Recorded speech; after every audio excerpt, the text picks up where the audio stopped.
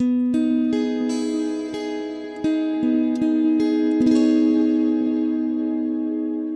stand in black, empty space, under the sky with a huge red moon above me. The stars are purple, like rotting meat. The moon rains blood. It is dark and thick at first, like menstrual. Then it turns liquid and warm, red and velvet. The air carries the scent of blood, rotting flesh, sweat, and sexual fluids, all mixed with a strong incense. Like musk, I stand knee deep in blood, facing the goddess who rises from the red liquid, forming before me. Her manifestation is morphing and shifting.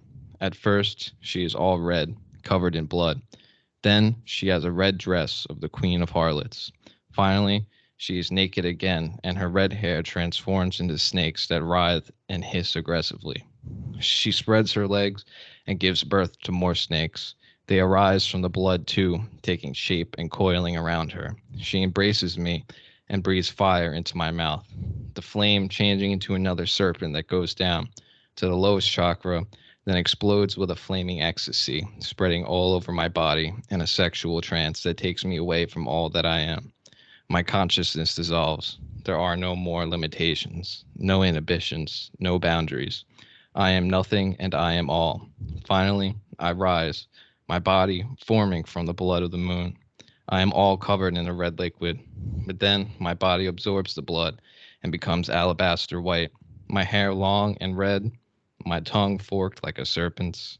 I am Lilith, shining with the beauty and power of the Queen of Gamaliel. This is the All Things Esoteric podcast, and we are doing Lilith today, episode 19. That was from the book Tree of Clippeth, that particular passage written by Asenath Mason. We're going to talk all about the divine feminine today, but first, our own representation on Earth of the divine feminine, Kate, is going to tell us about the night sky. Hey, that was quite the introduction. Welcome.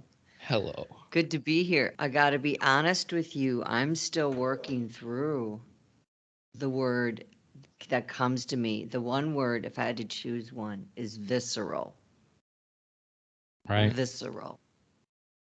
It's just so raw and so primordial and so Mars, aggression, energy, pulse, root, rise of the sun energy. You know, it's powerful, and there's a reason it's been squashed and silenced and murdered and raped and pillaged.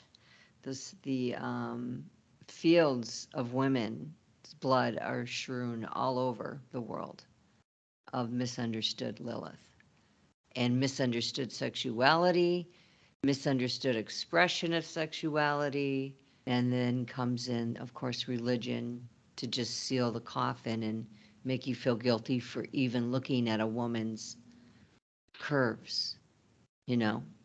So anyway, this is definitely an adult podcast this evening, and we've been trying to get on the air for a long, long time. And that, I have to tell you, is due to the universe's sky of delays and not allowing us to do it. And I'm never used to be the kind of person that would say that, because I Seems took like a charge of my miracle that it's life. actually working now. It's unbelievable, but I tell you what, planets are moving forward. And what is really, really, really ironic, which we're going to lead in here with, is retrogrades tonight, is Pluto is moving forward, finally moving forward again. Saturn's coming soon and is going to be moving out of retrograde as well. And these planets have been, oh my, I have to just talk about this. If anybody out there thinks that you're losing your entire idea of direct surrounding circumstances and the meaning behind the shit that's going down around you, that is a Pluto opposite sun, because the sun is who you are, your soul. It's the very essence of you. It's that spark in the center just like the sun in our solar system. To me, the sun is crucial. A lot of people diminish it and say, no, it's all ego and you should just do the ascendant, the first house. But if we do that, we forget that we have to live on this earth. And it takes assertion of free will to manifest. Retrogrades have caused huge delays in our podcast and in my personal life with the Sun opposite Pluto transit. And I also have my second Saturn return. These are two of the biggest things that'll ever occur, and they're occurring simultaneously, which I've alluded to. But if any of you have these circumstances around you, I just encourage you, get online, get your transit report pulled for free. They're out there. There's so many beautiful sites, hardworking people trying to get the word out, really having amazing tools, and do it and look up your transits. And I bet you any money, Pluto's involved in a big way. So with Pluto moving forward, I mean, it's kind of like the mountain is stirring. Does that make sense? Because Pluto is extremely powerful, and Pluto is tied to Lilith directly. Hands down, this is my opinion after a lot of research, and I work with this archetype because she is in my first house in Well, that makes Scorpio. perfect sense. Because the Yeah, goddesses are always involved in the death rebirth process. Pluto is death. Doth. it's incredible. But retrograde planets, we had, and let me get to my notes here really quick, get off the chart and just say, from September 10th to October 2nd, 2022, we had 6 planets retrograde. 7 if you include the North Node. And I'm going to read here from Astrological Transits, April Elliott Kent, great book. And she talks about retrogrades. And I just want to share this one piece right here. All planets other than the sun and moon have periods of retrograde motion when they appear to be moving backward. They're not, of course. It's an optical illusion based on their position relative to the sun and to Earth. Retrograde planets are indicated in a chart or ephemeris by the symbol RX. A planet in retrograde motion seems to work differently than usual. Now, this is where if we have 7 placements, planets in retrograde, they're going to behave differently than the way that we usually see them behave. And depending on the planet, it's going to behave a certain way. So a planet in retrograde motion seems to work differently than usual. Matters associated with the planet are unstable and unpredictable. These are considered poor times to initiate matters related to the planet. Well, no wonder why we couldn't get where we needed to go. I mean, it's truly, right? How many times did we try to do this podcast? Yep. And 5? when we finally had 4 or everything 5? working last week, we're Yeah. about to start. My computer Yeah. is just, no, it just crashes. Like, no, you can't. You're not allowed. Out of nowhere. Like I was good to go. We were hooked up. We were ready to rock and roll. And out of nowhere, your computer crashed. And we couldn't believe it. Like we couldn't believe it. Yo. Like, Crazy. well, and you know, I'll get to the chart here in a minute where Lilith is, and maybe that'll be why. It's pretty interesting where she shows up this evening. All right, so rule of thumb with retrograde cycles is that they're fine for doing anything that begins with re, such as reviewing your work, revisiting old projects, revisiting relationships, renovating your house, or revising plans. So, excellent book, big pitch for April Elliott Kent. That was not my information, that was hers. Astrological Transits, excellent book. It is such a good book. It really helps you understand what's going on with the planets and the way that they operate. But because every planet is retrograded at different points and different lengths of time, it can be hard to keep track of them. It can be challenging. So what I tell people with all these retrograde planets, because I'm sure a lot of people have felt this. Now we've got some planets moving, but Mercury's moving, Pluto's moving, and Saturn's going to be following, is just pull a transit report every 90 days. and just take a peek at what the planets are doing. And some of them stay for very long periods of time. And it's just a long lesson, and you stay with it. But everybody's different, and I don't think there's any right, there's any wrong. Just go with your gut. Go with what's calling to you, because you have your own guides, and you're working in this world in your own way, alchemically, as a human being in a biosuit, and magically with your craft work, and however else you do it, maybe professionally. So everybody is unique and different, and there's no two charts the same. So adapt and overcome, guys. I just wanted to bring out all of these retrogrades. You're not going crazy. Many areas of production, finance, and banking. This is what it means when planets are doing this. And when I reviewed the chart and just looked at it, this is exactly what we're seeing in Wall Street. I mean, this is verbatim what has happened.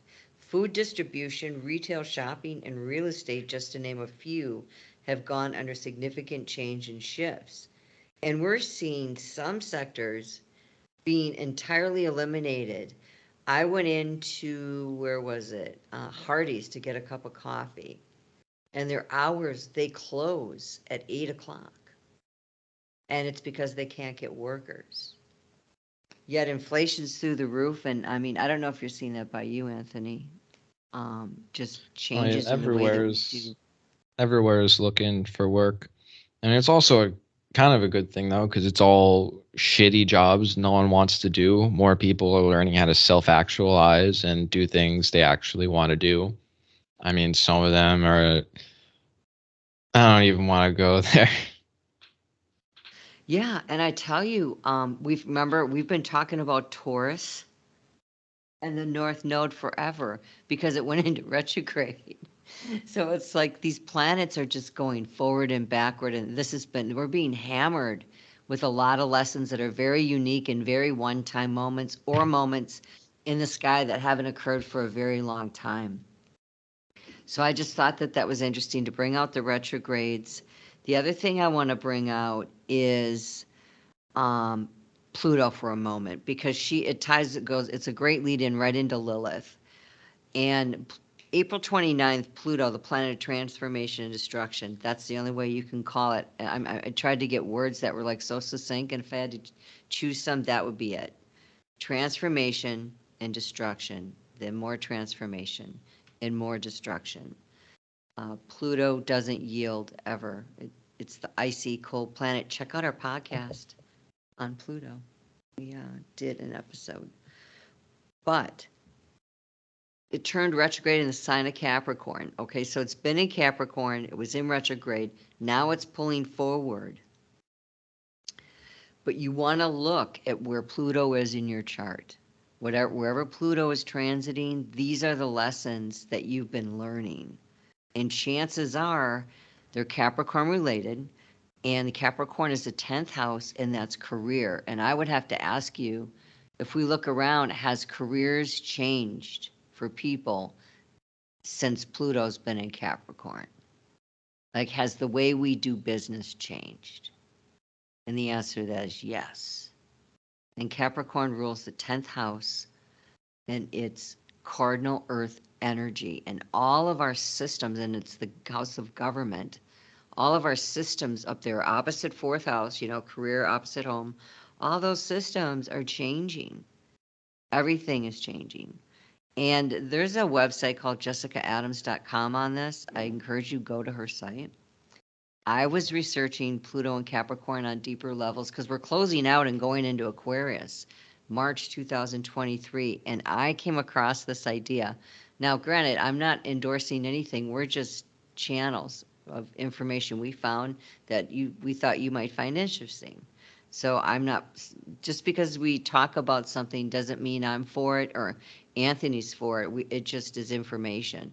What we Source do is important. personally, yeah, exactly. Source is really important. So jessicaadams.com, huge pitch. I appreciated what she had to say. Pluto and Capricorn in the New World Order, I quote, on a global scale, we are seeing the same cycle that saw the rise and fall of King George III and Captain Cook, as well as Louis XVI and Marie Antoinette.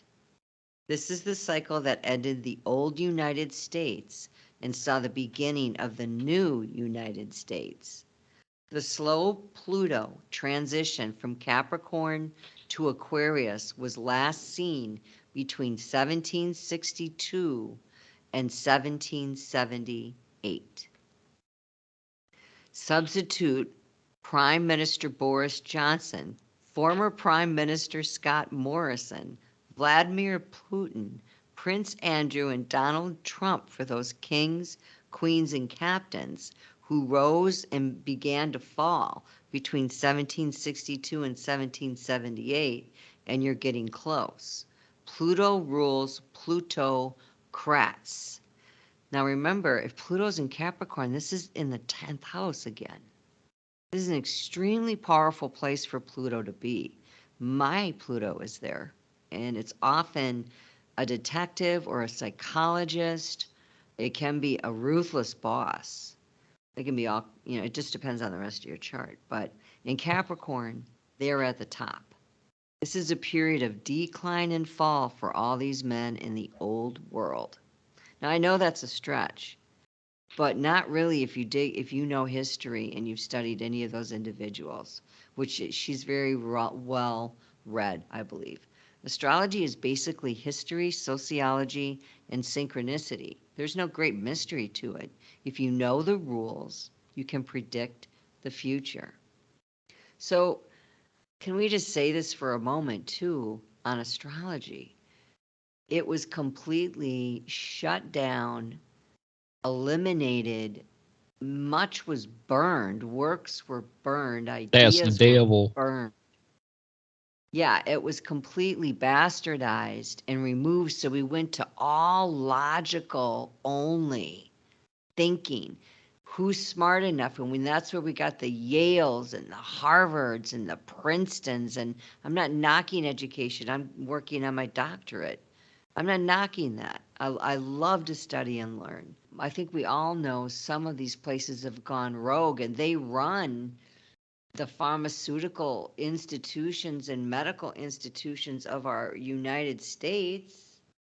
That's a whole other podcast. And we have a whole mental health epidemic. Okay, yeah, let's move on.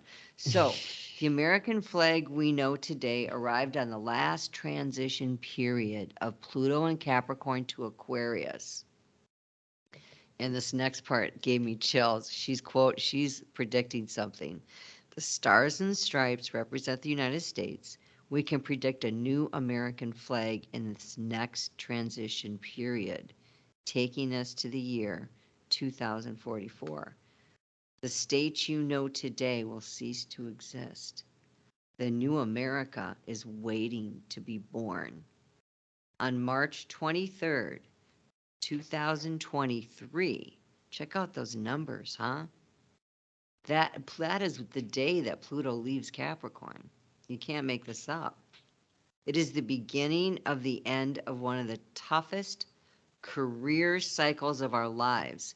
If you have anything in Capricorn in the 10th house of your birth chart, and you do, Anthony, you got Saturn up there.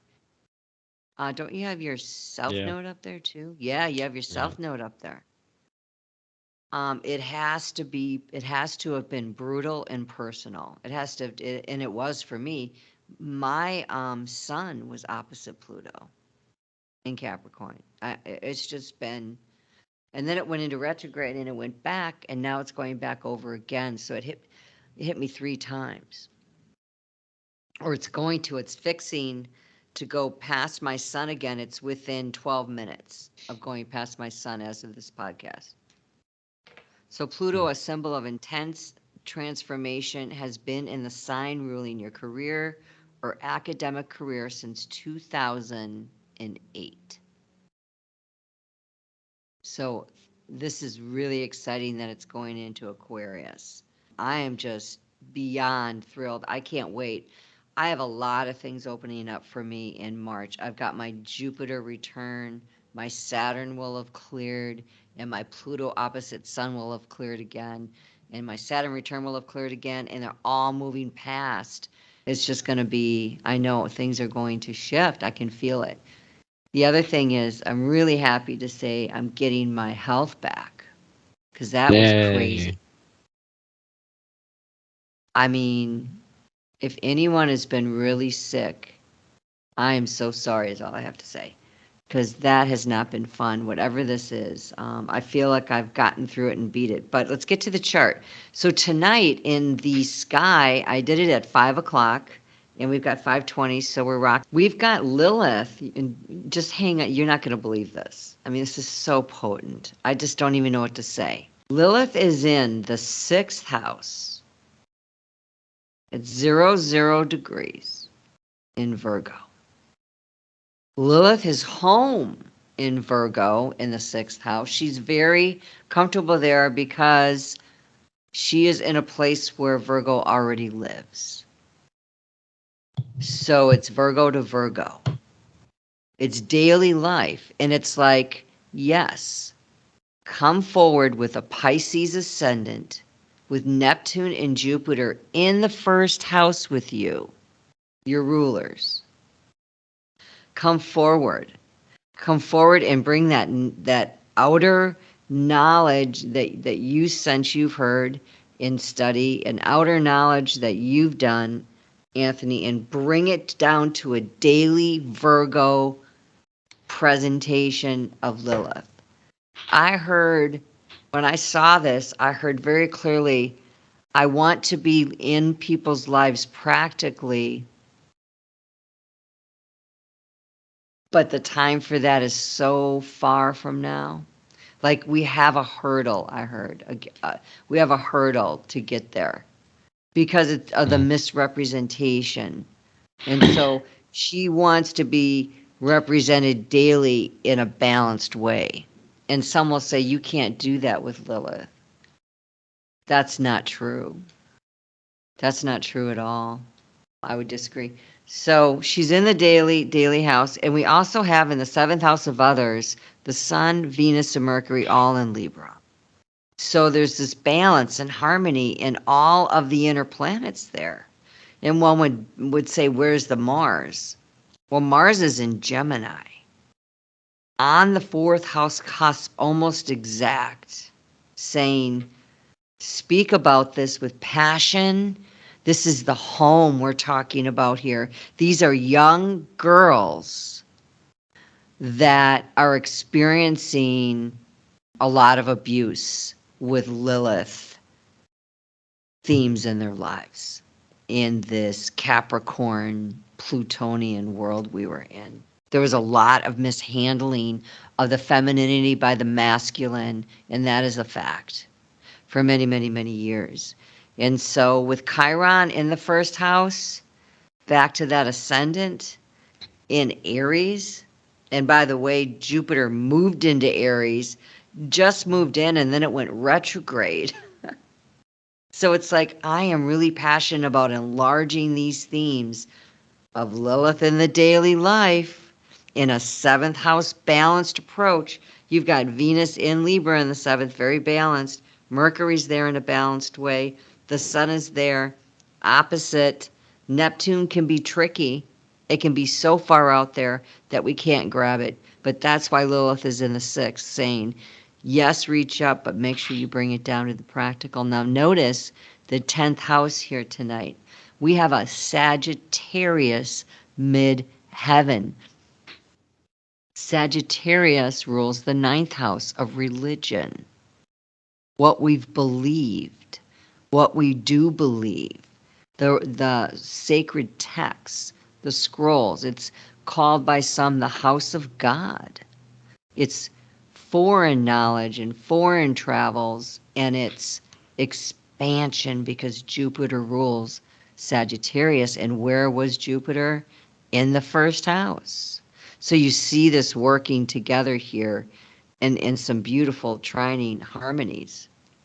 So with that, I think we're ready to get talking. Well, let me just say the last thing. We've got a Taurus moon, very important to mention the moon here. Let's not leave her out.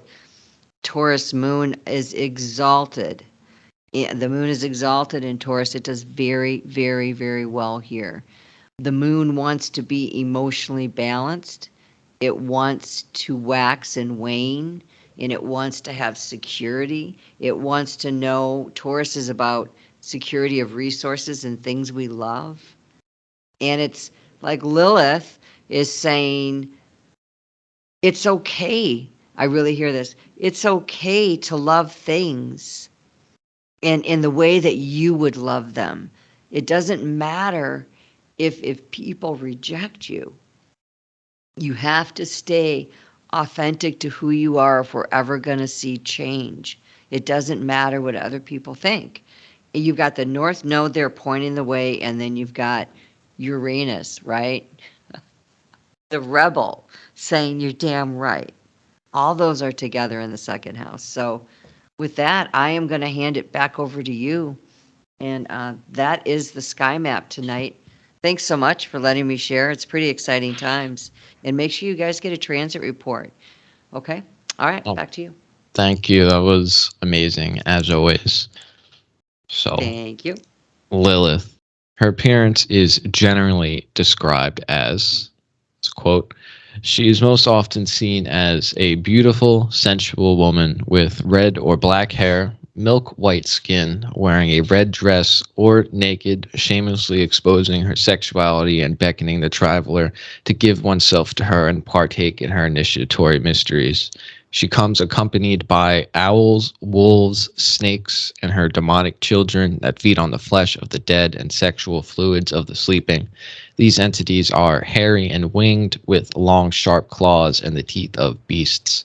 But there are also other manifestations, as she takes the form shaped by our personal understanding of her as the mother, the lover, or the initiatrix. For the first time, we encounter her as we want it. Then, while guiding us through the other realms of the Clippeth tree, she reveals her other faces: the harlot, the screeching owl, the torturous serpent, the dark mother, the vampire, and the end of all flesh. Her masks are countless, and it may take a lifetime to know all of them. And that is from The Tree of Clippeth. All my quotes tonight are going to be from the book, The Tree of Clippeth, written by multiple authors, but the only author we will be taking from tonight, quoting tonight, is Asenath Mason. She writes a bunch of books. She's a female magician. Check her out. And so, do you have anything to comment on about her appearance? Wow, that wasn't something that I covered at all, was her appearance. No, I didn't even. I did. No. Let's just end it at that. Well, the I did woman, not. the woman in a red dress is a symbol that a lot of people will recognize just from regular culture, Yes, whether it's, absolutely. the Matrix or whatever. So it's red is color of blood. The color of the root chakra symbolizes physicality. So here's a true story. This is, and I mean this, I know how vain this is, okay? But this is my former life when I was in financial sector. You are the woman in the red dress. I worked, this is so freaking crazy. I'm not even going to go there, but whenever I wanted to really close a big deal, I managed banks for a while, and then I got my licenses, became an advisor. But whenever I wanted to just say that, represent that this is the way you need to do this, I would wear this red suit. And I didn't ever close a deal with that red suit. It always closed. It was my lucky suit. It was cool too. It was very, very beautiful suit. But yeah, red is associated to so much, just that color alone. And here we find also in our chakra system, like you had alluded to, the root chakra. And this, of course, rules the sign of Scorpio. So, we've got a lot of symbology here, don't we, with Yet they all Scorpio? interconnect. Yep. They all interconnect. Do you see this? And of course, that's our sexuality. And you've got Mars with the aggressor here as well that needs to be talked about, because that's the visceral energy that's has to become the higher octave of, has to become Pluto, which is the higher octave. It's got to. It's got to transcend and push you up. And unfortunately, you can see this in charts with people that have really tough positions of Lilith and Pluto. It's just very, very challenging. It's very tragic. And I'm starting my whole specialty for one of my theses is I'm going to use astrology and sexual abuse and just show how it's revealed with consistency and a pattern in a chart. And if we could study these things, we could avoid it, and then it would show up in the chart as, this was something that could have been really bad, but you avoided it. It was talked about at a young age. It could show up there. It was made prominent. Things like that show up. This is a basic synopsis of the story of Lilith. This is actually from Llewellyn.com. I never know how to say Yes. that. I know it's an author and publisher. Llewellyn. Yeah, I know That's who you're whatever. talking about. So, basic story. Lilith was created from sediment to be the first wife of Adam. Once she and Adam got together, she refused to have sexual relations with him in a subservient position. She demanded that they either engage in these activities side by side or with her laying on top. Adam refused and attempted to force her to have sex with him in a manner he desired. Lilith fled and then became transformed into a she-devil, whereupon she promptly mated with other demons and began to produce demon children. Three angels appeared to Lilith to tell her to go back to Adam, and when she refused, they began to kill her demon offspring. Lilith then ventured forth to kill Adam's children and grandchildren in retaliation and revenge. Yeah, that sounds about right. I have a little bit more to add to that. Please. Hopefully I won't. Yeah. So here's what I have on that. Lilith in Hebrew tradition, because she's, like you had talked about, she shows up all over the place, right? Right. So in the Hebrew tradition, though, this ties directly to Christianity, which ties directly to the church, which, ties directly to us, which ties to what the Europeans brought over here. And that's why they murdered and killed everybody that didn't agree with who they were. All right. Lilith in Hebrew tradition are within the sacred texts, including the book of Genesis and within the Bible. So Lilith was said to be Adam's first wife, cursed by God, the mother of demons, who preys upon innocent children and does other nefarious deeds like stealing men's seed at night. This is the stuff I came across. Thus acting like a succubus. She was threatened to be drowned in the sea by God and had 100 of her children killed every day.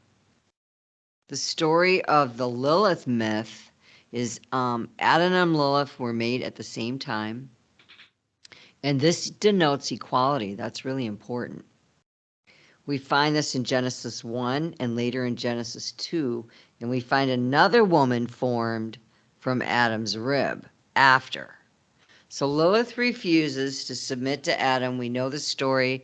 There's so many wonderful, wonderful people who have covered Lilith in deeper ways.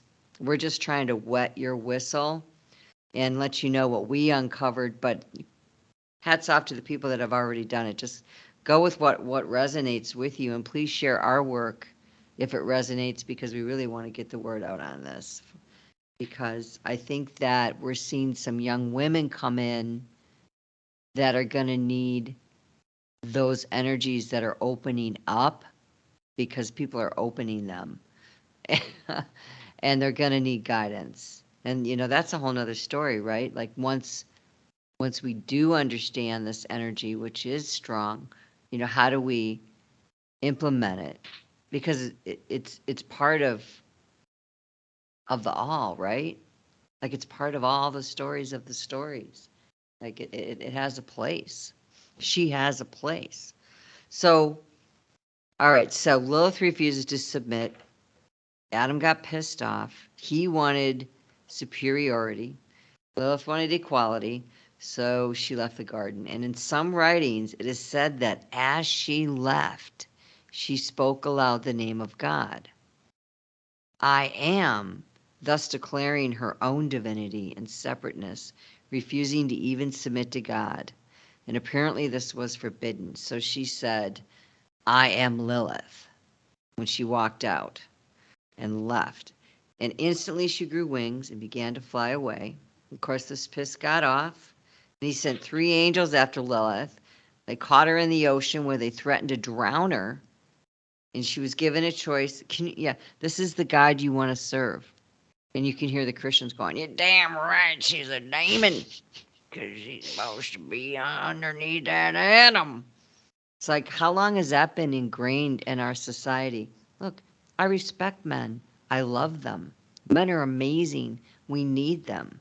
Okay? But we're equal. We may not be equal in strength. You might be stronger than me. We might not be equal in acuity. I may have a higher IQ than you. But as far as our basisness of beingness, our just who we are. I'm very passionate about this. We're equal. We're all made of the stardust. That's What's something that? that I've learned that's helped me a lot personally. That's something that the divine feminine has taught me that's been invaluable to me because I have a lot of feminine energy for a man. I mean, I don't Yeah. definitely not feminine dominant. I don't present feminine, but in my personality, there's a lot of feminine tendencies, but it's not feminine, weak, masculine, strong. No, there's strengths and weaknesses to both. Never, ever again will I be ashamed or embarrassed when someone notices a feminine quality of mine. I fully embrace it. If someone's like, man, you're acting like a girl, I'm like, you're goddamn right, because I'm fucking feminine and it's fucking great. Yeah. Yeah.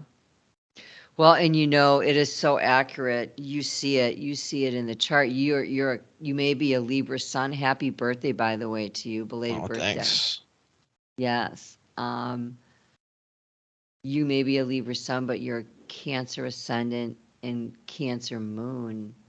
You're here to not be that stronger masculine Aries, type of energy this time around. It's just the way it is. There's a reason for all that. It's not random. I mean, I dissect a chart. I have a 10th house Virgo, Uranus, Pluto, Mars, packed with all the feminine asteroids and Pallas, and Uranus is conjunct my midheaven. So I'm all over this. Like, I go in on it and look at it really close, and my giftings lie in the grand water trine, which is the feminine. And people need to understand when people operate in these feminine energies, it's just not female. It's not male, female. It's the way the energy operates. Masculine is outward like an erection, outward like with your energy, it leaves the body and goes out, or it pushes up through the earth. Feminine is the planting of the seed, the receiving of, the male. It's the opposite. So it's not gender here, right? Of course. And it's not even, yeah, some people don't understand that, and they, you need to know the basics in order to build. But Lilith turns away from Adam, and as she's flying away, didn't get drowned, she becomes known as the mother of demons who stole the seeds of men in their sleep. And this is how we get the term wet dream. I thought that was kind of fascinating. How they tied that together. She would steal women's children and devour them, and she became a feared demon of the night, began to be associated with the moon, and was called the Dark Moon Lilith, the Queen of Demons. And in a banned book called The Reality of the Rulers, the serpent was a feminine spirit. This is really a cool story. Who was actually trying to warn Eve and get her to eat of the tree of knowledge of good and evil. The serpent told Eve, if you eat, you will become like God and not have to submit. So I thought that was really an interesting twist, that Lilith became the serpent and feminine spirit came to Eve and was like, God's deceiving you, man. Like, you need to eat this. You Right. need to be like him because he's deceiving. Like, this is all wink wink. This is like wizard behind the curtain stuff going on here. Like, just eat from the tree. And you know how the Christian church has taken that. And I mean, whole sermons are built on that verse. You know, it's unbelievable. It's unbelievable. In Rabbinic Judaism, two different women, one being Lilith, second being Eve, are represented. And in a collection of satirical proverbs known as the Alphabet of Ben Sira, 8th and 11th century AD, Lilith and Adam disagreed about the dominant position during intercourse. So this is where some of these come from, these stories.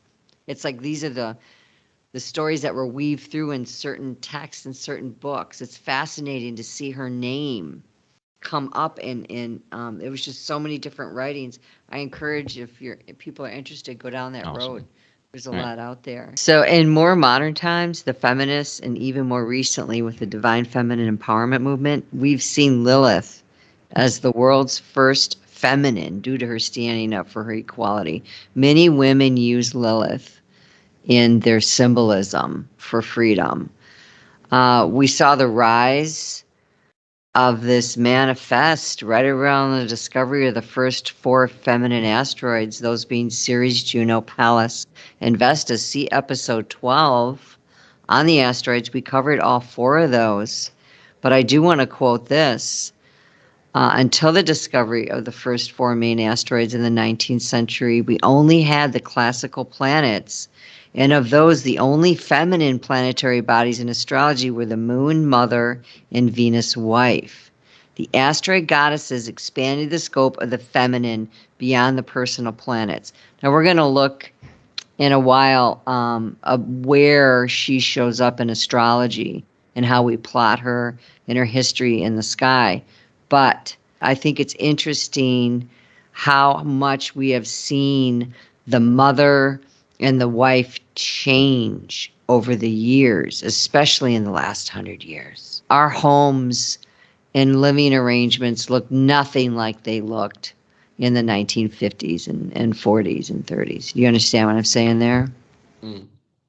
Mm. There's been a huge shift towards more openness and, lesbianism being on the rise.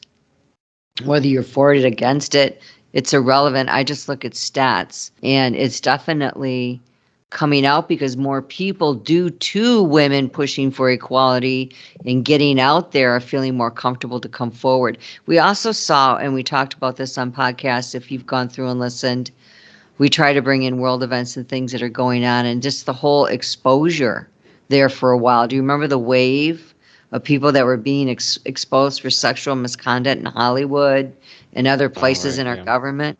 Yeah, that's Right. kind of died down a little bit, but that was all forecasted, all part of what Lilith is doing. And I close with this.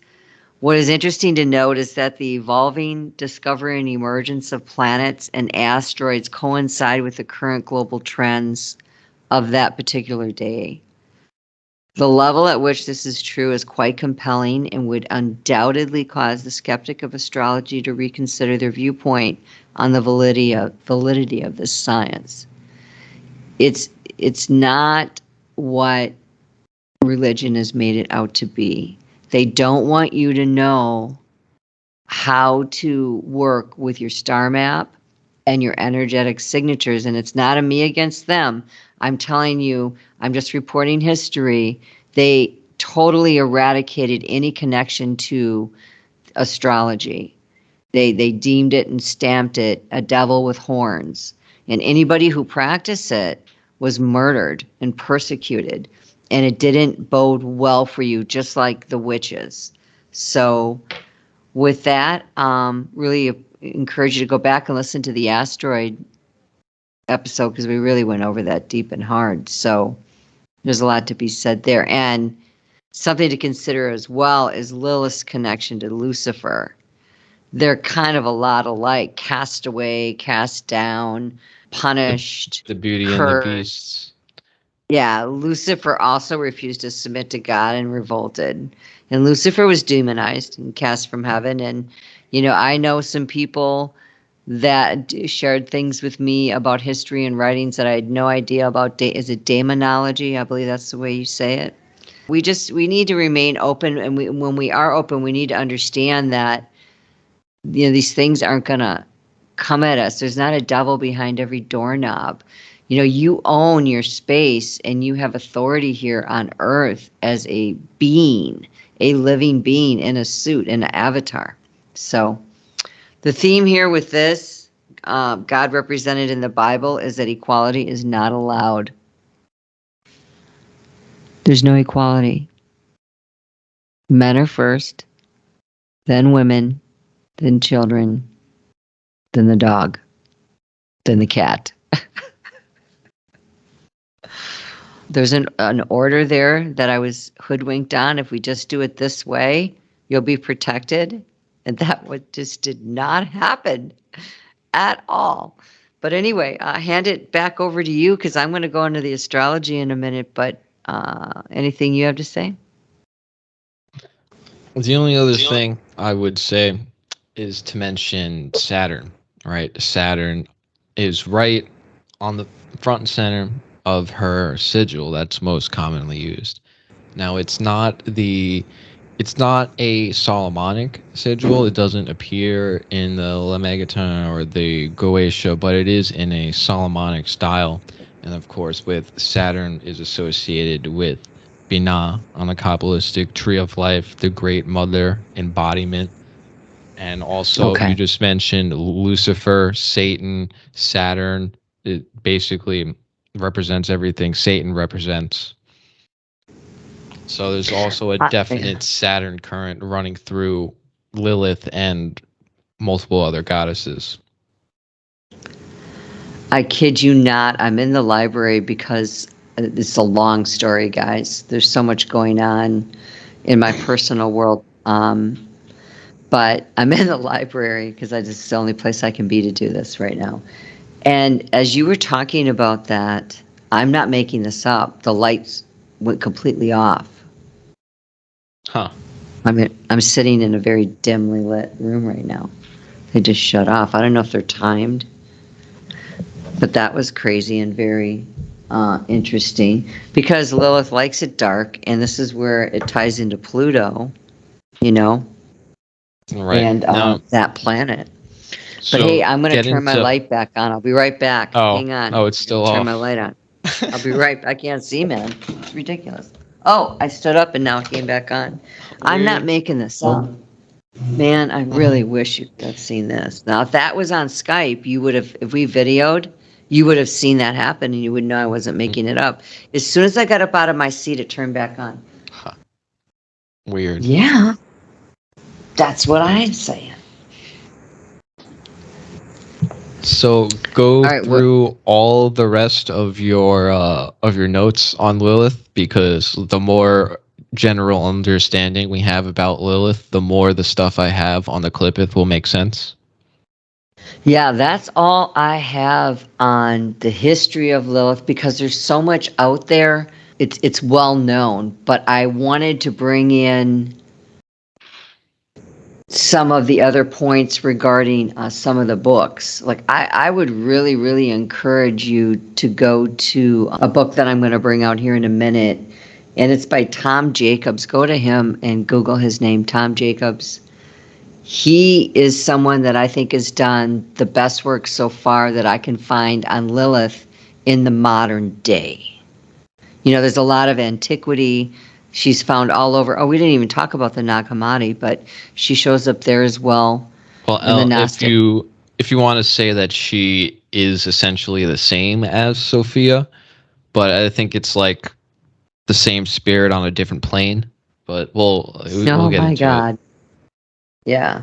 But it's Lilith Healing the Wild by Tom Jacobs. And I had a little bit there from him that I wanted to share.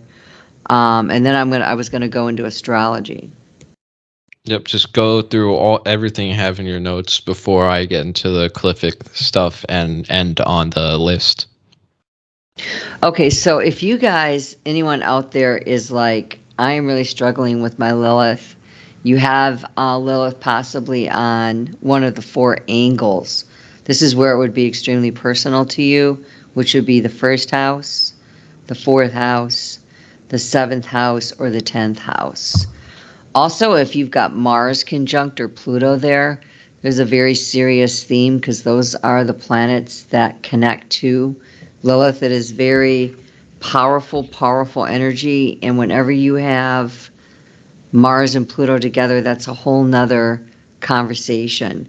But Tom has done an extensive amount of work on Lilith. And there are not just there isn't just one placement on Lilith, and I don't know if you came across this at all, but she has more than one placement. What do I mean by that? If you go to astro.com and you pull up Lilith, you'll find out what they have to say there. And I'm taking this from astrofixaswell.net. That's another website, but astro.com does it too. But there are four out there, and this lines up with Tom's book, and it's 1181, which would be the asteroid Lilith. Then you have H12, which is Black Moon Lilith or the mean Lilith. Then you have H13, which is oscillating Lilith or the true Lilith. And H58, which is the dark moon Lilith, and Waldemath Black Moon. And I'm just going to touch on these briefly so that we can have a better understanding. So the asteroid Lilith, you can Google that. You guys can find it and when it was discovered and what that's all about. That is an actual physical asteroid in the asteroid belt between Mars and Jupiter. Okay? And it takes 4.5, I think, years roughly for that asteroid to go around. Roughly 4 years to go around, depending if it goes in retrograde or not. And it just goes around.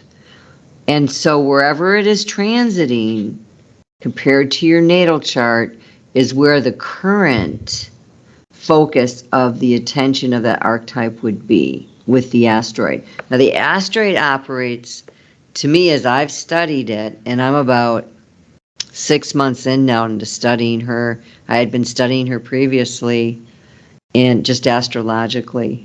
But I feel like the asteroid Lilith, because it's out there, we can see it. It's the only physical body that we have that's attributed to Lilith.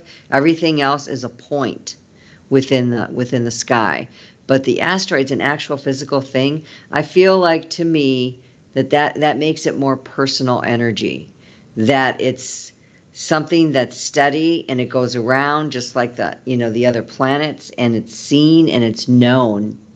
So this is going to be the practical side to me, and I've seen this show up again and again as I study charts. Then you have the Black Moon Lilith, the mean Lilith, and what that is, it's the place where the point farthest away from the moon, exactly the farthest place away from the moon, that they take the average movement of that moon and they give it, it's called the mean or the average, and they give it a point and they place it there. Okay, this is what some people do.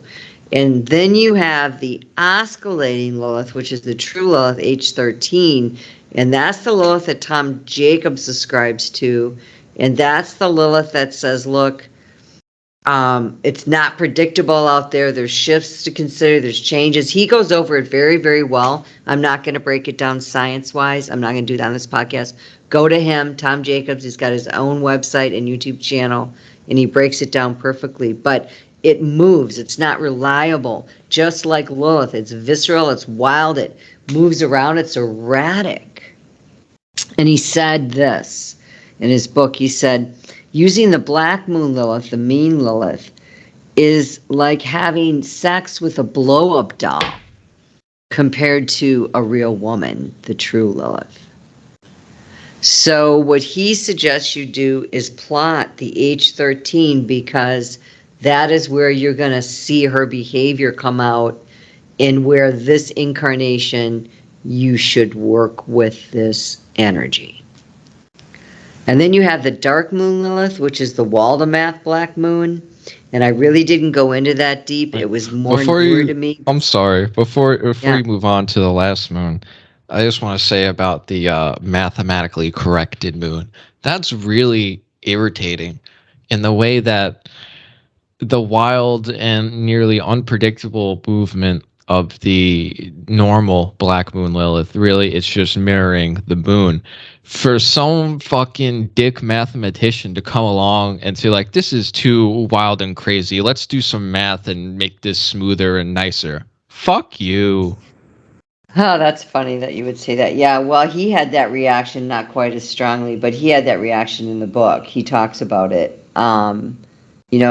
That's why I quoted him, and he goes into that on this Lilith. He goes through Lilith and all the houses, and you can order a report from him as well.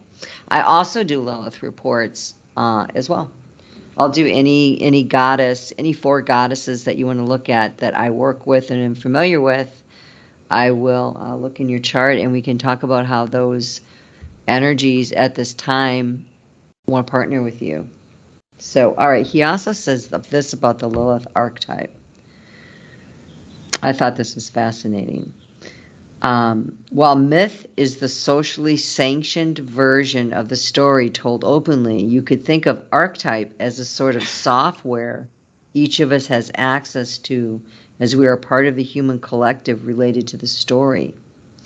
Archetype is available to us as we exist within a constant connection to the collective unconsciousness. They are the stories we live that have nothing to do with the editing and shaping that culture creators employ to teach us about how to live in the worlds we create for ourselves. Archetype, therefore, connects us with and takes us closer to who we really are as humans and away from who we are supposed to believe we are. Myth teaches us how we should behave in order to be acceptable and successful in our given cultural and social context. Archetype describes a natural part of who we are and how we are inclined to live if we honor ourselves. Learning to view a myth for what it is and then learning to retell the story connects us to who we are on the inside. It lets us leave behind some of the deeply ingrained expectations that we have been exposed to simply from being part of the societies we live in. Page 39, Lilith Healing the Wild, Tom Jacobs, I quote. So he preaches, or I would say gets on the soapbox for this return to instinct.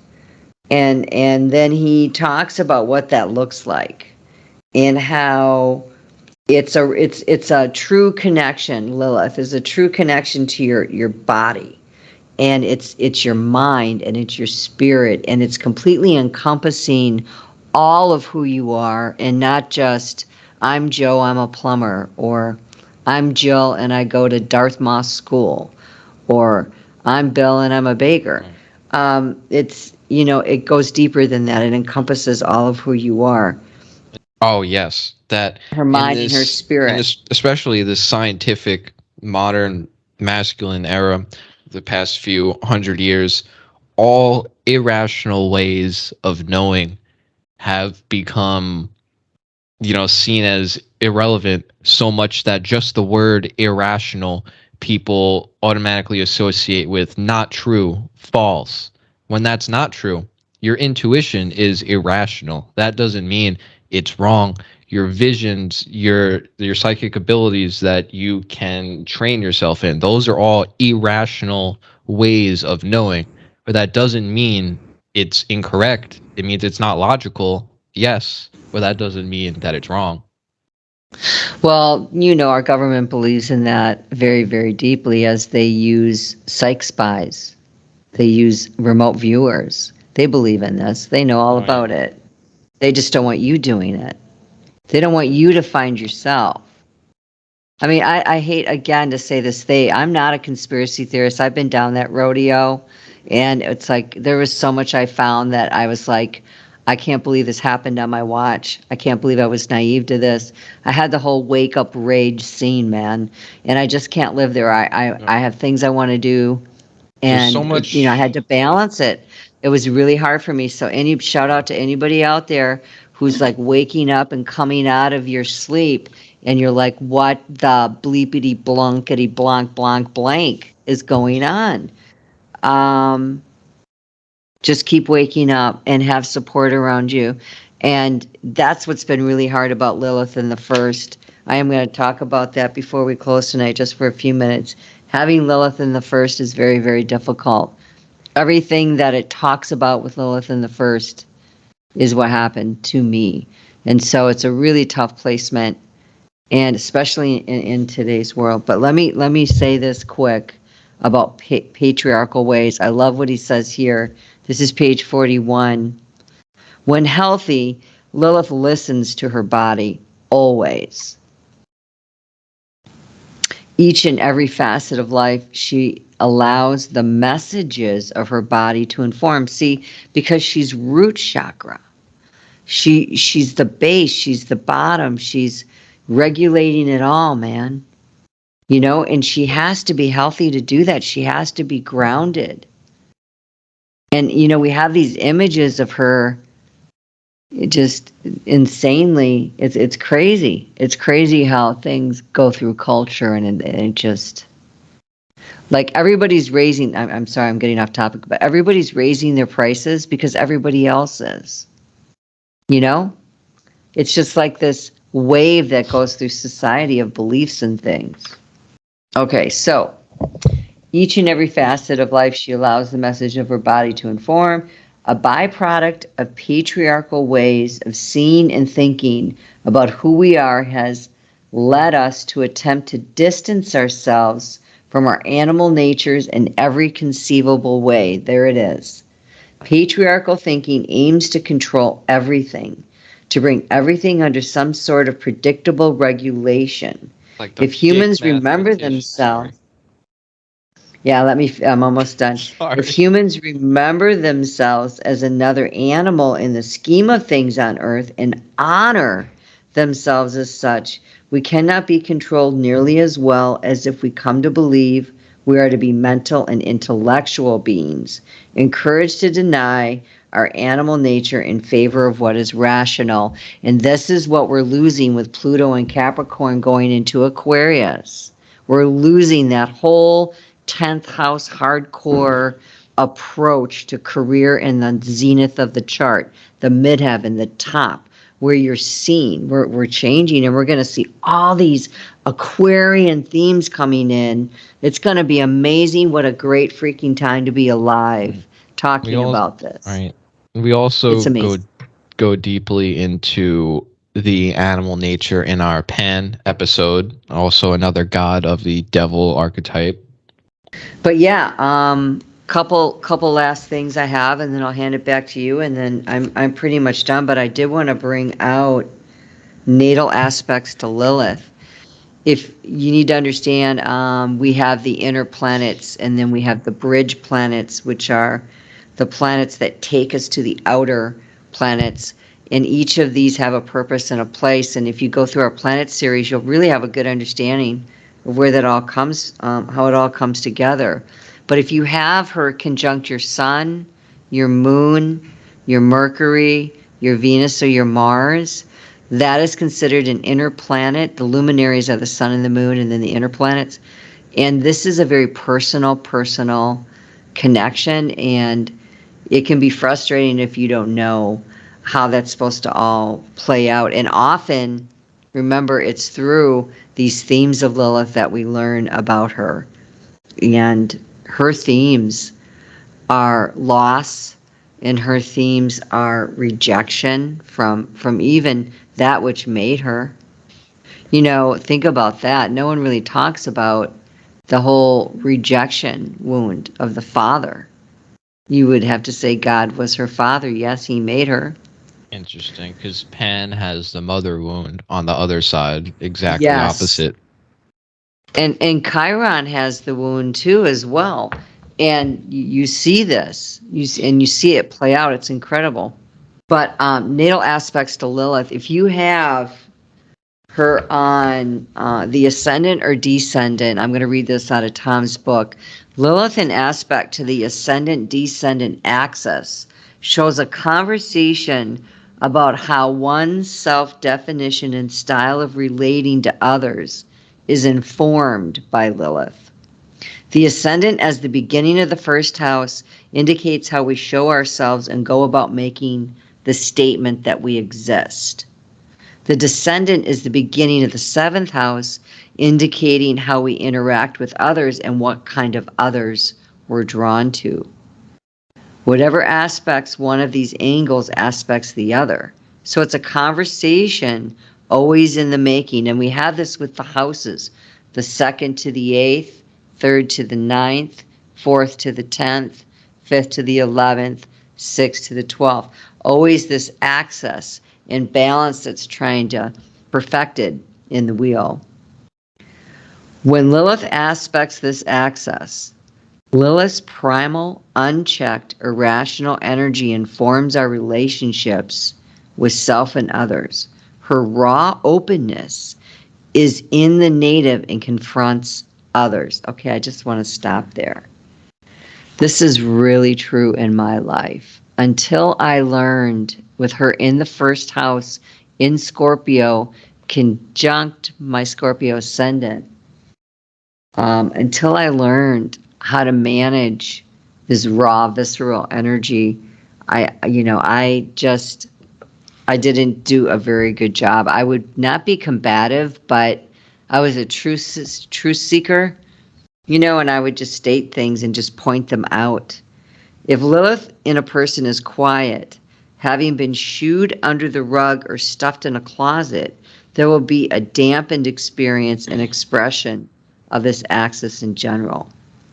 The fear of being treated harshly will override the recognition of one's natural expressive needs and how he or she initiates relationships and relates to others. So, first house is self, seventh house is other. That's very important. And then I just want to talk about the midheaven because she is tonight trining our midheaven, which I thought was really cool. And the midheaven is again Sagittarius, which is the 9th house. Isn't it fitting that we would be bringing her out in other texts as well? Lilith in aspect to the midheaven nature, or the I am, you see it called. And so Lilith in conversation with a person's private life, 4th house, and public life, 10th house is what's going on here with the midheaven. The midheaven opposite the 4th house of home, family, emotional foundations, private self. The 4th house is the most sensitive point on the chart. Anything pointing back to points on the 4th house, especially the cusp, need to be paid attention in the psychology of a person. It will tell you a lot of what's going on there under the surface, down below, because the 4th house is under the bottom of the chart. These are houses that have to deal with you personally. You come out at the 7th house. So the midheaven begins at the 10th house, the house of work. This is the house of the world, where you're seeing our place in the world, our ambition, status, reputation, government. The father, I often see here, opposite the 4th house of the mother. I see the mother here sometimes with somebody that had to take charge of things. It just depends on the other placements, but you see a lot here. And if you have Lilith on the midheaven, this could be quite possibly a sex worker if Lilith is not balanced. And some would say, well, what's wrong with being a sex worker? I have no problem doing that. Now, this is where we also see Lilith come out in modern times with the use of the Uranus and the internet and the sky god. And this coming to us, we have women doing sex cams and what is this, OnlyFans or something that's out there? Yes. Yeah, I don't know much about it, but then there's all the porn that they're doing. These are all themes of Lilith, but what she's allowing here, now this is my opinion, I'm stepping to the right, I'm not judging anybody here. Okay, you do what you got to do, it's your business. If you harm any children, though, I have another conversation to be held with you. But if you're not harming anybody, people are like, oh, porn's horrible. Look, then don't look at it. If you think it's horrible, either fight it or don't look at it. But don't complain. Do something about it. if she is on the midheaven, she could be a sex worker. I was talking about cams and stuff like that. And this can also be somebody who, if Pluto's in the 10th house with her, she could be a ball buster. I hate to say it that way, but like somebody who rules over men. You can, here we see the gorgeous leg and the high heel stiletto going into some guy's neck. That would be Lilith in the 10th house.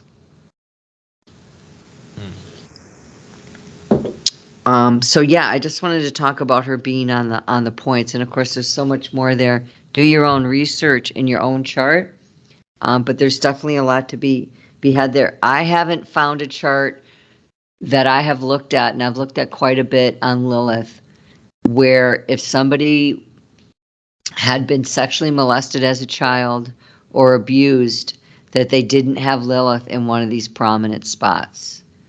Especially on, I didn't understand that.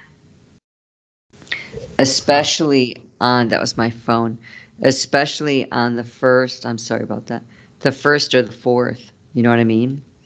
Mm-hmm. And that, I had Chiron in the fourth, Lilith in the first, so Pluto in the 10th, it, you know, that was part of my childhood. When I went into the chart and I began to really dig into this to see how she played out in my life to like the T. But I have not always been responsible with that energy, and I've had to, because I think there needs to be. We can't have a fire burning out of control. We're on Earth where there's consequences and people can get hurt. Ugh. Right? What'd you say? Said ugh. Ugh. No, this is true. I know. But if you don't, then it can turn out really, really bad for you. And, you know, Lilith's energy is definitely a feminine energy. And for men in your chart, I would say wherever she sits is a place where you may have challenges with the feminine in particular. So you can see Lilith in places of charts of men who had really poor relationships with their mother.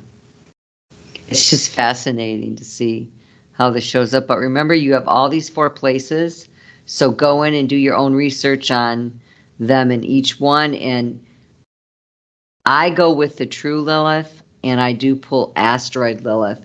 And Black Moon Lilith I've seen too, and I've never pulled Waldemath. I don't even touch that one. But I am with Tom on the true Lilith and pulling that. I think that makes more sense. So I'm going to hand it back over to you.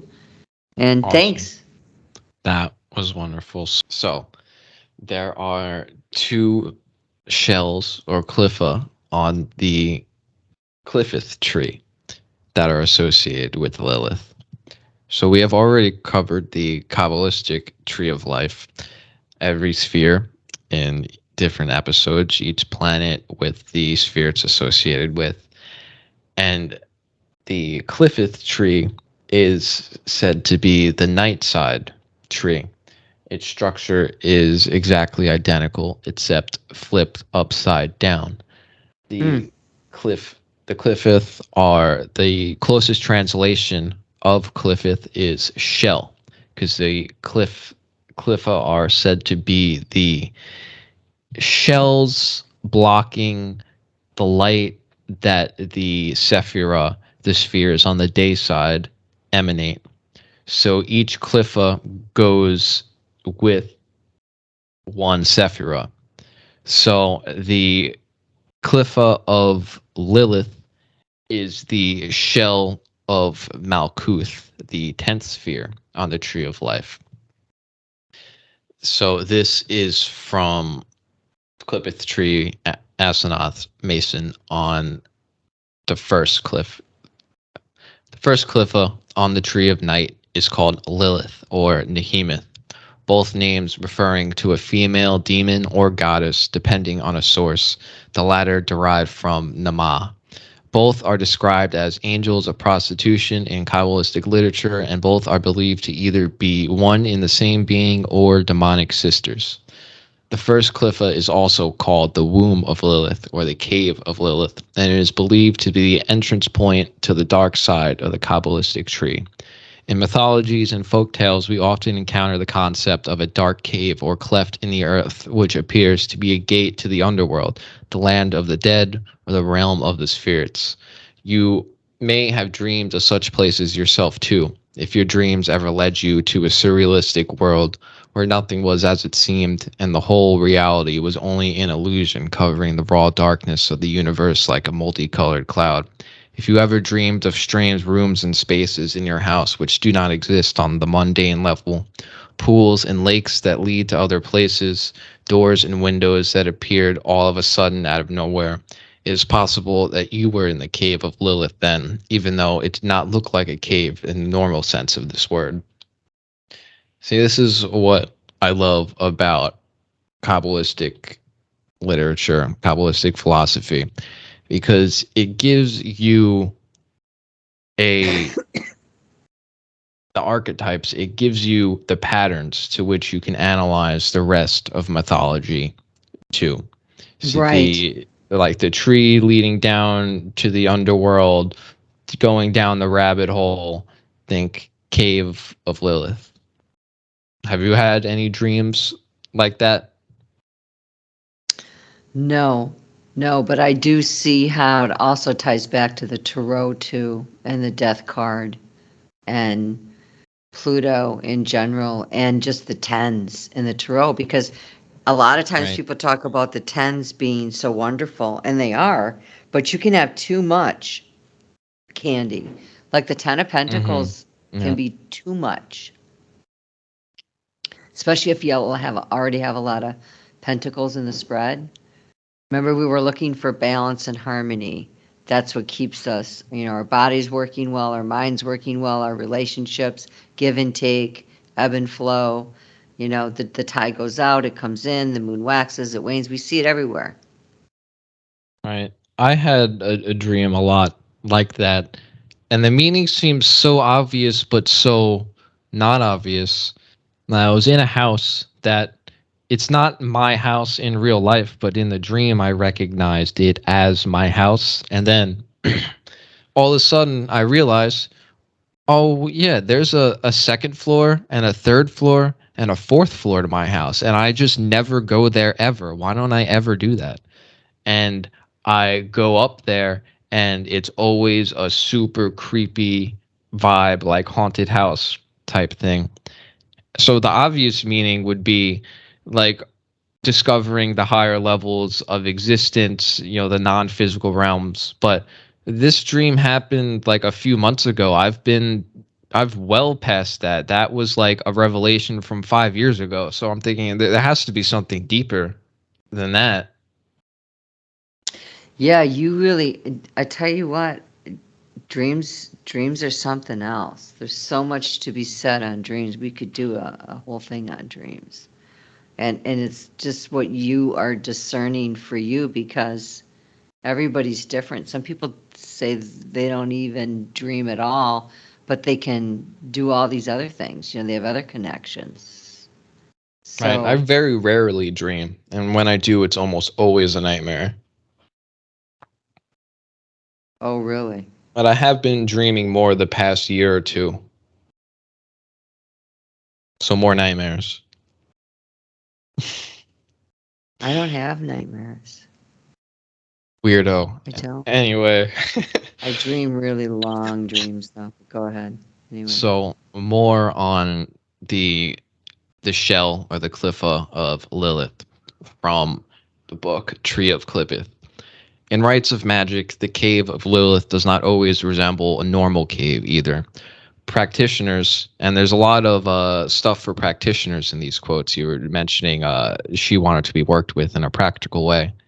Practitioners who enter the night side through the first cliffa instead of the gate of Da often see it as a living organism, the womb of the goddess. Visions of this realm include a lot of feminine sexual imagery. The entrance to the cliffa is shaped like a catis, the vulva of the earth. It is often depicted with sharp rocks resembling the teeth of a beast, the jaws of a dragon, pointing at the predatory character of the dark feminine, the goddess who is both a nurturing mother and a vicious monster devouring her children and lovers. Again, Saturn. Such is also the mythology of Lilith. Oh, Inside the that's cave, interesting. Inside the cave, there is blood, which is both the menstrual fluid of the goddess and the blood of her victims that she ripped to pieces. The walls are alive, moving and pulsating, and resemble the living flesh. They are damp from the amniotic fluid of the goddess, which flows from her womb and merges with the blood on the ground.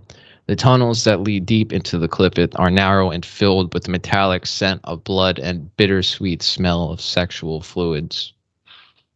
So again, like you said in the beginning, visceral, physical, the body. Well, and this is where, there's this whole thing tied into how if you read long enough on this and you spend some time on it, the whole sexual persecution of women, how men would go and it's part of war to rape the women, to rape Right. them and humiliate them, and also to plant their seed and continue their lineage. I mean, it was a form of art, warfare, excuse me.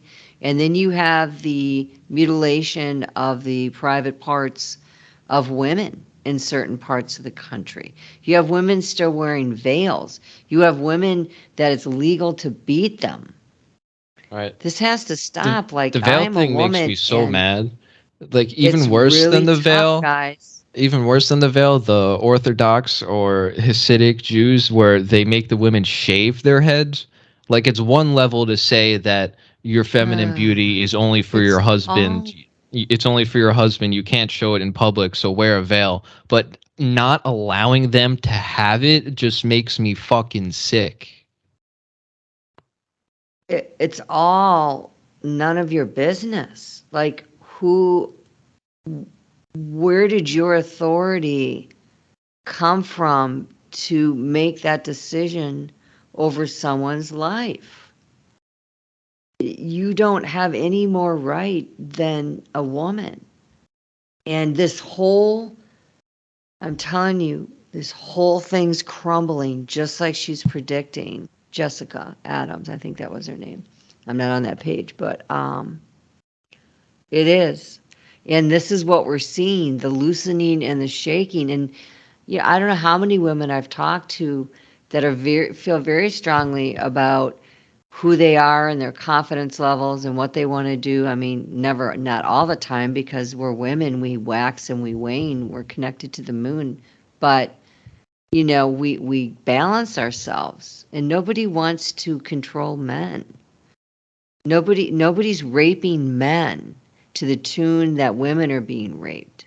No, I don't know any women, unless psychologically they've been severely damaged, and I don't know many women like that. I've heard of cases, and I study and read them in charts, but that want to dominate men, unless you have some fetish, which again is a really small percent of society in your business, as long as you're not harming anybody.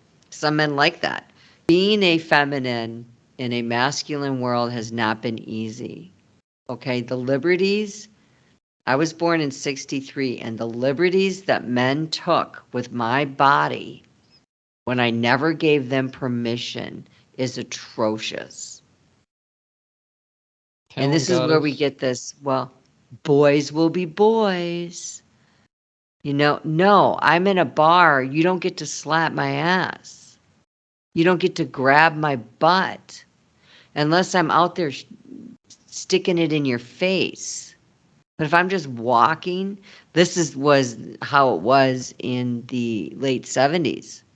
I graduated in 81, and it was just girls just were, I mean, boys were on top. Not literally, but we just knew that we were weaker, kind of. I was a tomboy, so I wanted to hang with them, but there's just, and then you get men, and I'll get down off my box, but you get men that say, well, we are better, we are stronger, we are greater. It's like, yeah, you may be stronger, but that doesn't make you better. show me how you treat people, and show me what you do with your mistakes, because we all make them. And I hope you're making mistakes, because you're not living if you're not. And it's And that will important tell me a lot to about, yeah. it's important to honestly analyze yourself and figure out which side of the spectrum you're on. Do you lead more masculine or do you lead more feminine in form, in function, in personality? Like in my job, I feel I am the most utilized when the big strong guys are doing the the heavy lifting and I'm doing the brain work, right? Yeah. It's not that's a feminine thing. But that's fine. I have my place. They have their place. Sure, they're physically stronger, but they're fucking brickheads. I'm smarter. We need each other. We get the job done together.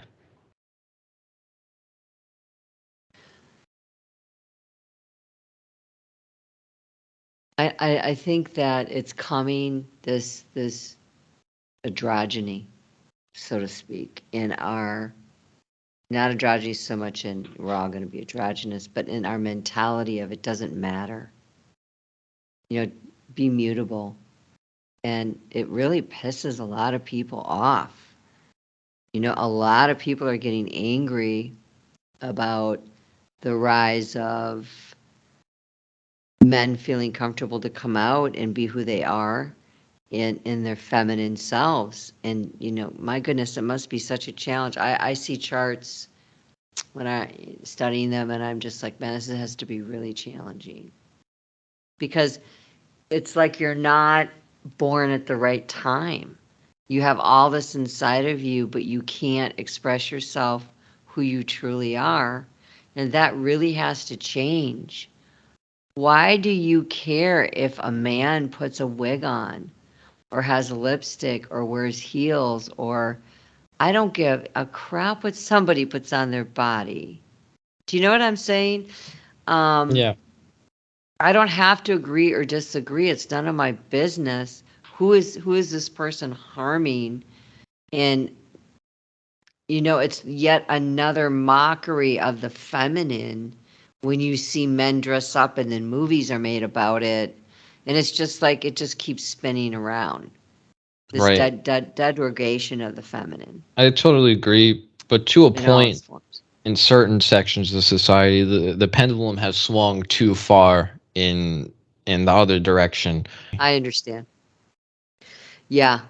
And again, I'm talking about in this, when I speak, keeping that balance. And you're right.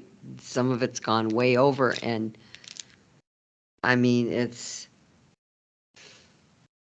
interesting times. It's interesting times, to be sure. And it's not ending. We're seeing a lot of huge change. I think really big time in banking, especially Right. in light of what's been happening on Wall Street recently. We're just going to see a shift. And So more yeah. on the Cliffa of Lilith from Tree of Clippeth. In the symbolism of the feminine, the cave or the vulva of the earth is of special interest because of its association with the mystery of birth or rebirth and fertility. It is the sacred shrine where rites of passage are held, like the Eleusinian mysteries and the cult of Demeter, the goddess of the earth, and Persephone, queen of the underworld. It is a place of transformation, the source and the place of rest, the beginning and the end of a life journey, the origin of divine passage. It is the fertile womb from which the Great Mother brings forth the living, and the tomb into which she takes the dead back for rebirth. It is also the temple where she reveals herself as the matrix of all forms of life, the force that creates, destroys, and transforms all. She is the nurturing and compassionate mother and the fearsome and ruthless force of destruction, dancing on the corpses of the dead like the black goddess Kali of the Hindu lore, which we will circle back to, and many other goddesses. All these manifestations of the primal feminine are encountered in the cave, which represents the mystery of dream, the place of revelation, the temple of communion with the forces of above and below, and finally, the entrance point to the night side of creation and the underworld of the soul.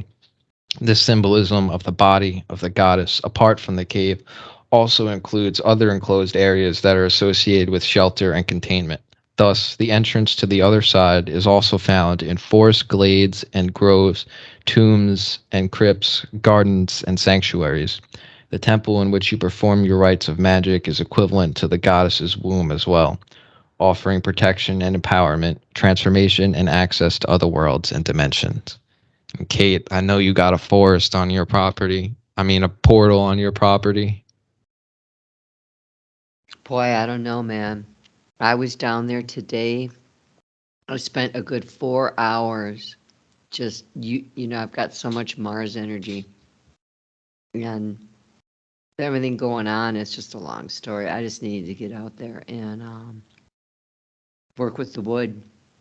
And I stacked and I, cut and then I stacked and then I had a fire out there. And it just felt so amazing to be around a circle by myself because it had been a while. I've had an opportunity to do that. And I could just feel in preparation for tonight, I was just meditating and just sitting there. And I just felt a stirring rise within me of, this new understanding of this archetype and how studying it and seeing its placement in my chart and how I can help others through my own practice, hopefully, heal, especially from sexual trauma or really deep wounds, because that seems to be when women experience this and they have this trauma, their lives can be a train wreck without the support that the feminine needs. And that's another thing. I don't think, the way that we've supported women has worked, but I don't think men know actually how to support women now with all of these changes. It can be really tricky ground to navigate, for sure. Right. I have just a little more on the cliff of Lilith. And so, the cave of the womb of the lunar goddess, is also the vessel that carries her sacred fluids. It is the scarlet blood of the moon and the silver water of the astral plane, the amniotic fluid and the sexual moisture of the female. These fluids are also symbolic of the emotional and instinctual parts of the self, that which belongs to the domain of the goddess. It is through emotions, instincts, and the irrational that we begin our journey into the unconscious layers of the self, swimming in the mystical waters of the astral plane, the womb of Lilith. Here in her cave, however, she approaches us for the first time, and this encounter is always personal, reflecting our fears and desires, that which arises from our personal underworld. In the following meditation, you will experience a glimpse or perhaps the totality of this primal feminine energy from the depths of yourself, depending on how much you are able or willing to open yourself to her transforming essence. She will speak to you through your inner mind, dreams, emotions, premonitions, and perhaps also spontaneous visions. In your daily life, she will lead you to situations and encounters manifesting her creative and destructive powers. Once you enter the cave of Lilith, stay open to the experience and pay attention to all that happens during this work and afterwards. Embrace her, and she will embrace you as well, transforming you from within and restructuring your personal universe so that you may walk further into the labyrinth of the night side.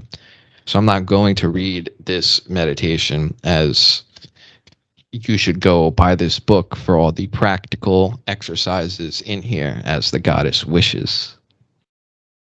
But yeah, my communications with the goddesses personally have been so personal. I don't really want to share too much, but have been so literal and in my face and direct in a way where, yes, all this stuff is real. Spirits are real. Gods and goddesses are real. Like, even my rational part of my mind that's always skeptical of everything was convinced. And so these spirits, these entities, if you do the work, if you develop yourself, if you learn the craft, amazing communication is possible. And I think that could be really confusing for people, and they can also misrepresent it. So don't do that. If you don't understand, then just drop it. We're not advocating anything except saying that there's definitely, it's this archetypical energy that's out there, that it's part of the all. It's part of everything that was ever created. And when I hear you talk about the fluids and the sexual energy, and we'd be remiss if we didn't bring out that Lilith is very much a sexual healer. That Lilith is a woman who operates in Lilith in a balanced way. She can be like the priests in Greece. But where was that? I forget where they met. But the men would come back from war, and the priestesses would minister to the men. Where it's a sexual energy of healing, but not for pure carnal ecstasy, or there's a purpose of it, because the orgasm is healing in itself, and it's misunderstood. Going even deeper into this. And the point of the blood and the sexual fluids is both, it's not really just to be vile and edgy. It's symbolic for one, and also they physically have a very potent, very special type of energy that is worth understanding. I don't think it's dying and going to heaven. I'm not trying to be sacrilegious here, but you live and bless Jesus, you die and you're born again, he takes you up there. I mean, then what? We're on earth, man. We're not in heaven. And we have to deal with these powers and these energies within us. And if we don't learn how to operate in these energies in our highest good for all, then you're going to have to probably come back through here again. That's what I'm understanding. So elevate it. Right. And that's what I'm trying to do. And I certainly don't have it all together, but that's what I'm hearing. Because I don't want to come back, to be honest with you. Like, I don't. Yeah. If I get a choice. Yeah, it's tiring. Yeah, we've talked about that when we did Earth. So. All right, go back. Finish what you're saying there. Before I get to this list, off note, just want to say I'm very excited. So the main focus of my studies and my practice is the divine feminine, the name through which I work most with the divine feminine is Babylon. But as I'm about to hopefully make the case, Lilith and all these other goddesses are one and the same entity. Lilith is one avatar, one face of this entity that is more focused on the darker side, the death, the sex, etc. So, from all over the world, this is just a quick list. This is not meant to be, anything of substance on any of these individual goddesses. This is just meant to be a list. Maybe we'll expand it to a whole episode. So, first one, Kali, Hinduism, loving mother, vicious killer, goddess of time and death, which is Saturn. Kali comes from the word Kal, meaning time, Saturn, associated with the apocalypse, sexuality, commonly depicted standing on top of her husband to show the dominance of time and death, which is femininity, over the masculine will, with a sickle and a cup or bowl full of blood. Babylon, Western occult tradition, loving mother, vicious killer, appears with cup full of blood and a knife or sickle, associated with Saturn, Venus, the moon, the color red, the death rebirth process, the apocalypse, snakes, rides on top of the beast with the divine masculine. Some of her epithets are the scarlet whore, the great whore, the virgin whore, the great mother, mother of abominations, mother of all. Hecate, Greece, loving mother, vicious killer, mother of all, queen of hell, the torch bearer, the lamp bearer. She is mother of demons, associated with the moon, the color red, the death rebirth process, cauldrons, potions, knowledge of plants, divination, healing, protection, owls, snakes, caves. She protects Persephone and Eleusine initiates in their journeys to the underworld. Izanami, Japan, goddess of creation and death, high ranking in the underworld as she commands an army of spirits and thunder gods, is said to kill 1,000 people a day. She has sex on top and as a result gives birth to demons in one version of the story. There's another version of the story where the children are deformed and not deities, and the children are put out to sea by themselves on a boat. And there is another version of the story where one of these children survives and becomes a minor god, Hiruko, also known as Ebisu, a patron god of fishermen, a minor god. Keep this in mind for another goddess. She cannot come back from the underworld because she ate the food of the underworld, similar to Persephone. Crazy. All the way in Japan, all those similarities. Caradwyn from Ireland, Celtic tradition. Loving Mother, the moon, the color red, stirs her cauldron in the underworld, knowledge of plants, potion, death, rebirth process, divination. She puts one of her babies out to sea, who becomes Taliesin, the god of the bards, a minor god, exactly the same as Izanami in Japan. Santa Muerte, Mexico. This is newer. Loving Mother, associated with death and the safe deliverance through the afterlife, depicted as a skeleton with a scythe, which is the image of Saturn, holding the earth, sometimes pictured with an hourglass, time, Saturn, owls, and a lamp, like Hecate, Lady of the Lamp. She's Lady of the Shadows, Lady of the Night, Godmother, healing protection, commonly invoked by those exposed to dangers of nighttime, such as prostitutes. Sophia from the Gnostic literature. This is a quote from the Gnostic scriptures, incorruptibility, which is an epithet of Sophia. So Sophia looked down into the region of the waters. Her image appeared as a reflection in the waters, and the authorities of darkness fell in love with her. And this is an explanation for all the dark mother, demonic mother, same thing. Also, and that was a quote from the Gnostic text titled The Blind Demiurge. Also, Sophia appears as a snake in the Garden of Eden. To go more into that, see the Gnostic scripture titled Adam and Eve in the Garden of Eden. Sekhmet, this is the oldest one of the list, from Egypt. Mother of the gods, lady of the red apparel, lady of the lamp, like Hecate is the lamp bearer, all the other goddesses wearing red. Head of a lion, when Babylon appears on the lust card, which is the card of Leo riding a beast. The lust card in most decks is called strength, and Sekhmet comes from the root word sekhem, meaning strong, mighty, violent. Sekhmet of the knives, remember the other goddesses with their knives and their sickles, ruler of serpents and dragons, guide and protectress from the perils of the underworld, the lady of the place of the beginning of time, the one who was before the gods, mightier than the gods. And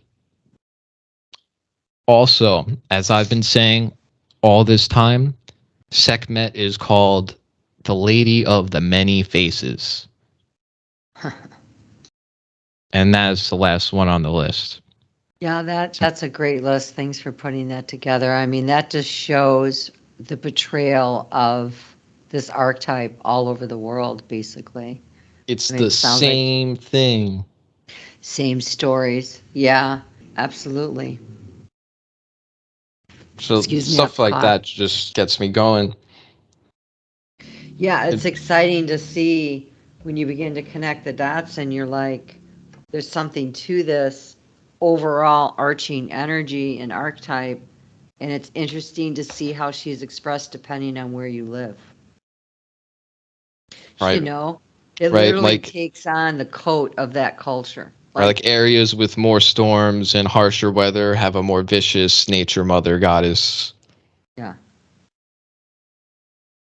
Well, this is out of, and I'm going to close with this Mysteries of the Dark Moon, the healing power of the dark goddess, Demetria George. And she was the one that I also had the asteroid book on that I had recommended when we did the asteroid goddesses. It says, in the mythic imagination of male dominated cultures, her original nature became distorted and she took on horrifying proportions.